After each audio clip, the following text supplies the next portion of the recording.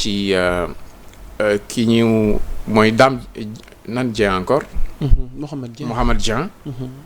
moom procédure mu ngi dem comme CENTIF moo ci wax CENTIF moom bu ci waxee rek mooy di ne machine bi dinañ ko teg en branle bu ko defee après dina gën a leer mais enquête yooyu souvent dafay doon lu xaw a imbriqué wu ak yu baree bari dafay xaw a lënt ban xaalis moo ci visible lan lañ ci teg loxo lan moo la nit ñi bu ñu joué fan la xaalis di dem directement lan la ci trésor mën a gis ak lu mu ci mënul gis loolu yombul.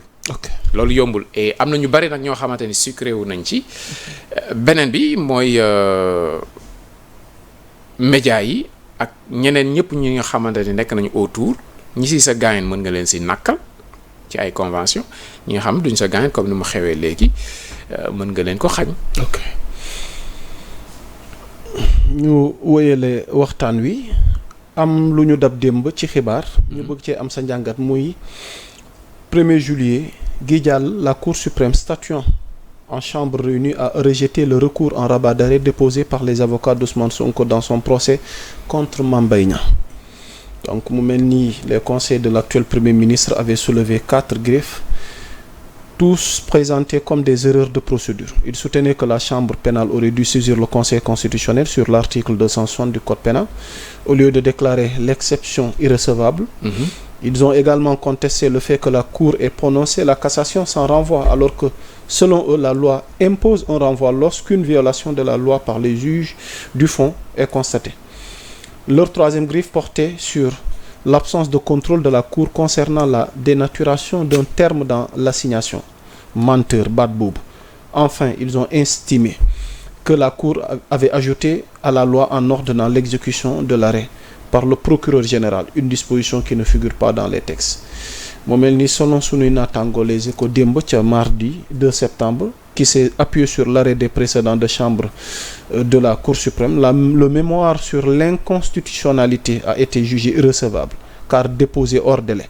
Les magistrats ont aussi indiqué que les autres greffes visaient en réalité à remettre en cause le raisonnement de la Cour et à faire rejuger l'affaire, ce qui ne relève pas du rabat d'arrêt. En conséquence, la Cour a considéré que les moyens invoqués n'étaient pas fondés et a rejeté la requête. Ba mbokk yi xam naa leen ñu sànni ma xeer na li may lire bëri na mais comme on est dans un métier et une démarche scientifique il faut du factuel loo wax na am fu mu tege rek ngeen jéggal ñu donc ci fàttali moo taxoon ma jaaraat fii Pape Cheikh Sylla lii tey nan lañ ko mën a jàngatee ak ëllëgu Ousmane Sonko ci taxawaay politique am. D'abord féliciter nos confrères des Échos. waaw c'est un travail journalistique bien fait. Article bi c'est très clair. Et le rendu leeral na mbir mi kon motivé na li nga xamante ni moom mooy rejet bi. Et c'est clair dans le fond conseil yu Ousmane Sonko lu ñu bëggoon mooy beneen procès bu bees mënul nekk lañ leen wax kon défaite la pour ñoom et revers la pour seen client muy Ousmane Sonko les conséquences yi. ci wàllu yoon lan lay doon les conséquences ñu ci bari ñu ngi yëngatu comme wàllu droit la yenn saa dafay sew yenn saa article jar na tey tuuti. mais li nga ci mën a gis mooy Ousmane Sonko dafa nekk benn personnage boo xamante ni dafa xaw a clivant ñi nga xam dañ ko bëgg ñaare dañ koy bëgg ba duñ ci ànd ak sago yenn saa dañ ci sax xaabaabal ba muy xaw a nduru un peu culte de personnalité. ñi nga xamante ni tamit defuñu ko seen xol dañ ci ëppal ba dañ koy xaare ba dañ ci jéggi dayoo ñoom tamit ci bu ñuy wax ci moom. Du coup c'est un présidentiable Ousmane Sonko jege na lool fauteuil présidentiel. boo demee ba nekk premier ministre Sénégal souvent loolu ngay xalaat. surtout ku mel ne moom nga xamante ni présidentiel bi weesu. circonstances yi bu demee woon neneen xëy na sax moom mooy nekk ci fauteuil bi. Exactement.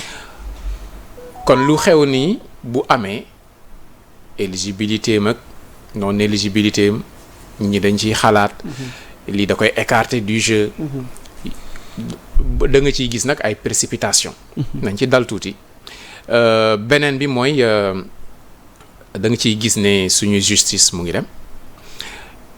am na ñoo xam dañ jàpp ne ñii ñoo rendroon verdict bi mënuñu dédire seen bopp mënuñu tey ñëw wax leneen parce que dañuy tuutal seen bopp kon dañ ko def parce que dañoo ñëg mais loolu oyof na comme argument jàpp naa ni war nañu mën a romb loolu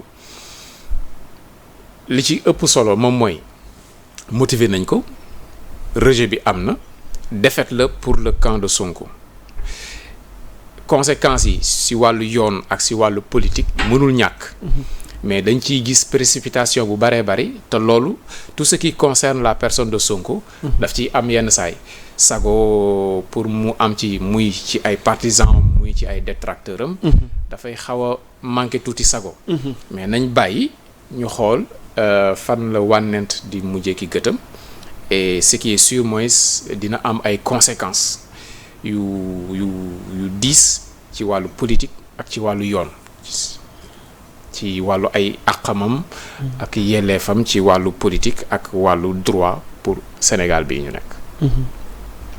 mais ci sa wàllu njàngat par rapport à cette affaire ak fi mu àgg tey jii nii ndax waroon nañ fi mën a àgg boobu ak léegi par rapport à cette affaire Mame Mbaye Niang coowal 29 milliards yi Prodac bi te Ousmane ku ne dégg na ko li mu wax ak document ak fi nga xamante ne ca la sukkandiku peut-être ci jamonoy nguur Macky. non li ma bett moom mooy rejet bi ak jàppoon naa ne politique niñ ko ci dugalee ak niñ ko coloré politiquement. bu régime bi changé. moom mënoon na jël dossier boobu gas suul jàll ci leneen. non xanaa déggoo rejugé gi ñu wax. waaw essayé nañ defaat procès bi loolu mooy seen yéene. Ousmane jàpp na ni atte gi ñu ko ci atte du yoon. waaw te jàpp na ni war nañ ko rejugé. waaw léegi moo tax ba ci sax exclure ñu sax beneen procès bi bu Adji Sarr bi tamit. effectivement mais xoolaat ko. mais dañ doon mënoon nañ jàpp ne. du jafe trop ñu am ndam ci loolu.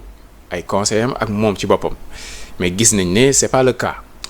gis nañ ne c'est pas le cas léegi dañ koy constater léegi après fan la jëm est-ce que l'affaire Mame Mbaye Niang li mu ko yàqalee woon présidentielle bu 2024 mën na ko yàqal bu 2029 loolu mooy enjeu bu mag bi.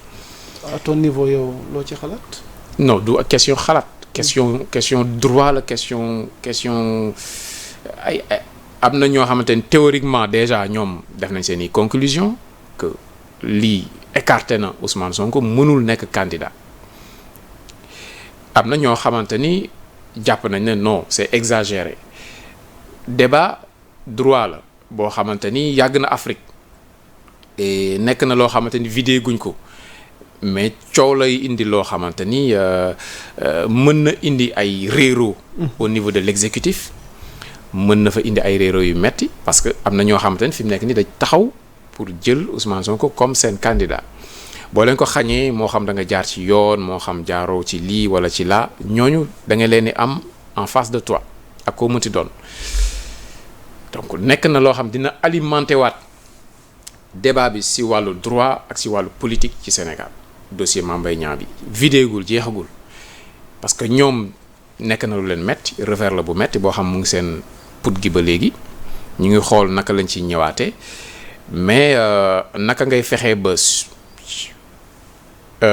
Cour suprême bii nga jàmmaaloog moom ci loolu ba pare politiquement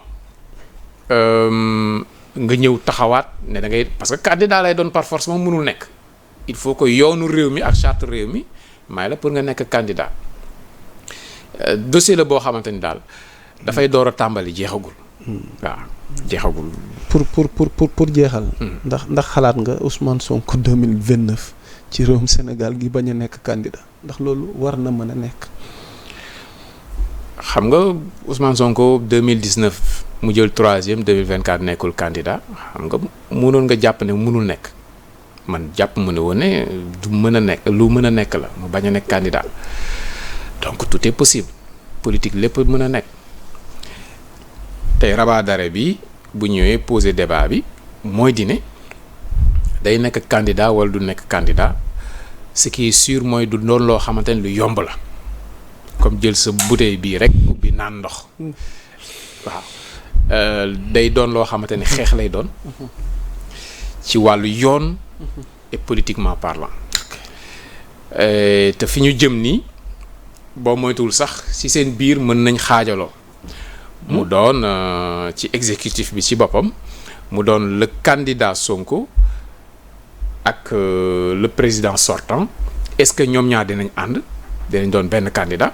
yaa ngi posé débat de. non ñoo lu man posé wu ma ko ñoom ñoo ko posé. ñoom ñoo ko posé. non à leur niveau c'est déjà réglé.